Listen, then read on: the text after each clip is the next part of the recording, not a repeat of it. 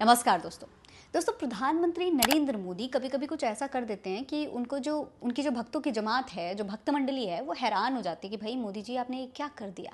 हम कहें तो कहें क्या, करें तो करें क्या। अब दोस्तों बड़ी बात यह है कि मोदी जी के जो भक्त मंडली है, जो भारतीय जनता पार्टी के जो नेता हैं, वो रह रह के मुसलमानों को कोसते रहते हैं किसी न किसी बात के लिए। लेकिन मोदी जी को पता नहीं कभी अचानक से क्या हो जाता है, उठते हैं और आकर के मुसलमानों के बारे में अच्छी अच्छी बातें करने लगते हैं, तारीफें करने लगते हैं। इस बार भी प्रधानमंत्री नरेंद्र मोदी ने कुछ ऐसा ही कर दिया है। प्रधानमंत्री नरेंद्र मोदी दिल्ली के एक प्रोग्राम में गए हुए थे। जश्न खुसरो नाम का ये प्रोग्राम है। अमीर खुसरो के जो सूफी गायक थे, अमीर खुसरो, उनकी बड़ी खूबसूरती से उनकी जो सूफी संगीत था, जो उनकी अच्छी अच्छी बातें थी, उनको लेकर के ये पूरा कार्यक्रम ऑर्गेनाइज किया गया।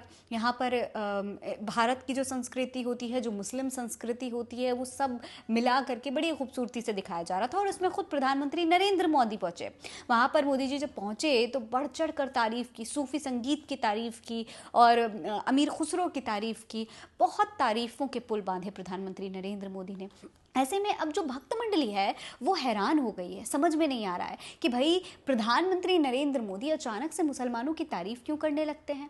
जब चुनाव आता है, आपने देखा कि जब लोकसभा चुनाव होना था 2024 का, तो किस तरीके से प्रधानमंत्री नरेंद्र मोदी मंचों पर गए, बार बार मुसलमानों को कोसते रहे। जब जब चुनाव आता है मोदी जी का अलग ही रूप दिखाई देता है, और जब चुनाव खत्म हो जाते हैं तो मोदी जी अचानक से मुसलमानों के प्रिय बन जाते हैं, मुसलमानों की तारीफें करने लगते हैं, एकता की बात करने लगते हैं।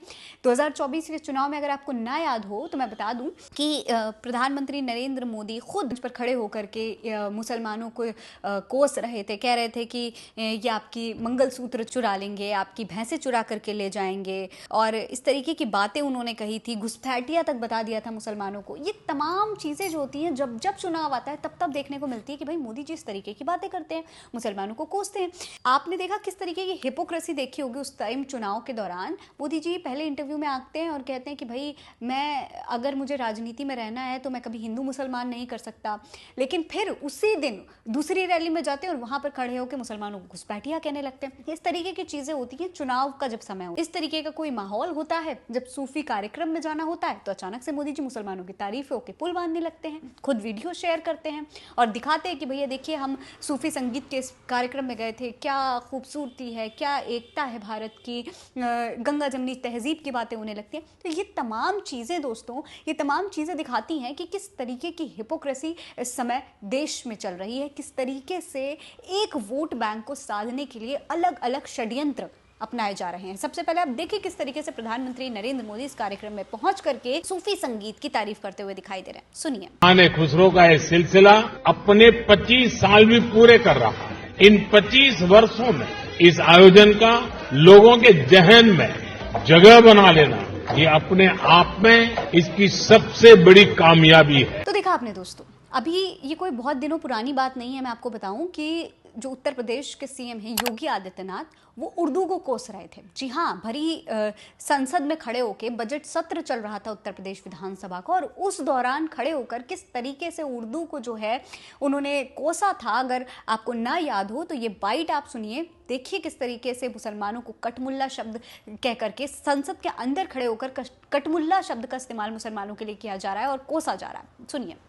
उर्दू पढ़ाओ इसको, यानी उसको मौलवी बनाना चाहते हैं, कठपुल्ला पर की ओर देश को ले जाना चाहते हैं। योगी आदित्यनाथ हैं एक तरफ, जो कि मुसलमानों को कटमुल्ला कहते हैं, उर्दू को कोसते रहते हैं, उर्दू को बाहरी भाषा बताते हैं, और दूसरी तरफ सीएम योगी आदित्यनाथ की इस बात को काटते हुए हमारे प्रधानमंत्री जी हैं, जो रह रहकर इस तरीके की बातें कहते हैं और मुसलमानों को भी साधने की कोशिश करते हैं। जब चुनाव का समय आता है, प्रधानमंत्री नरेंद्र मोदी को पता है कि उनका वोट बैंक क्या है।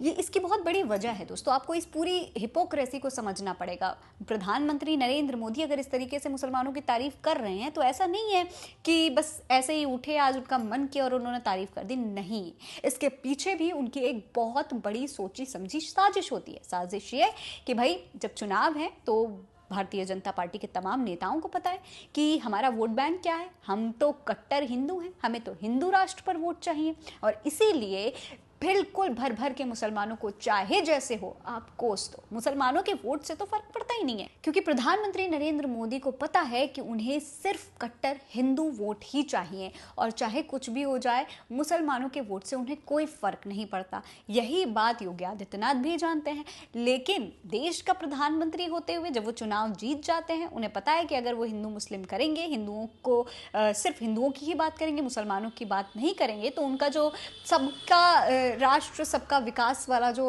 वादा है, जो नारा है, वो फ्लॉप चला जाएगा। तो इसीलिए उन चीज़ों को बैलेंस करने के लिए प्रधानमंत्री नरेंद्र मोदी को मजबूरन इस तरीके से तारीफें करनी ही पड़ती है। सूफी संगीत का बहाना ही ले लीजिए, लेकिन तारीफ करना उनकी मजबूरी बन जाती है एक राष्ट्र का प्रधानमंत्री होते हुए। वहीं अगर चुनाव की बात हो तो मोदी जी को अपना वोट बैंक साधना ज़्यादा ज़रूरी लगता है और इसीलिए उस वक्त मुसलमान घुसपैठिए बन जाते हैं, मुसलमान चोर बन जाते हैं, मंगलसूत्र चुनाने वाले, लव जिहाद पर बात होती है। इस पर आपकी क्या राय है कमेंट सेक्शन में लिखकर हमें ज़रूर बताइएगा। नमस्कार।